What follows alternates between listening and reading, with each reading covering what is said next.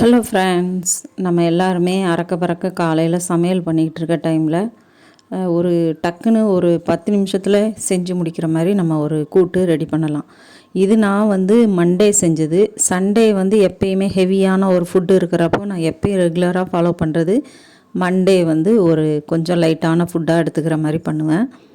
Sunday நம்ம ரசம் எப்படியும் நிறைய வச்சுருவோம், அது எப்படியும் மறுநாள் மீதாகும். அப்போ நான் மறுநாளுக்கு அந்த ரசம் வச்சுட்டு ஏதோ ஒன்று சைடு, அதாவது கூட்டோ பொரியலோ ஏதோ ஒன்று ரசத்துக்கு மேட்ச் ஆகிற மாதிரி செஞ்சுருவேன். ரசத்துக்கு நம்ம எப்பயுமே ஒரு கூட்டு இருந்தால் தான் நல்லா மேட்ச் ஆகும். அப்போ லஞ்சுக்கு ரசம், தயிர், இது மாதிரி கூட்டு, அப்பளம் அந்த மாதிரி செஞ்சுக்கிருவேன். ஏன்னா சண்டே நம்ம கொஞ்சம் ஹெவியாக சாப்பிட்றதுனால மறுநாள் கொஞ்சம் ஒரு லைட்டான ஃபுட்டாக ப்ரிப்பேர் பண்ணிக்கிருவேன்.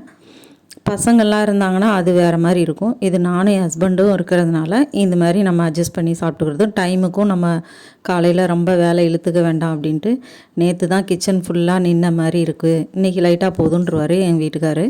சரி, நான் அதுக்கு தகுந்த மாதிரி ரசம் வச்சுட்டு கூட்டு நம்ம பொதுவாகவே நம்ம சட்டுனே செஞ்சிடலாம்.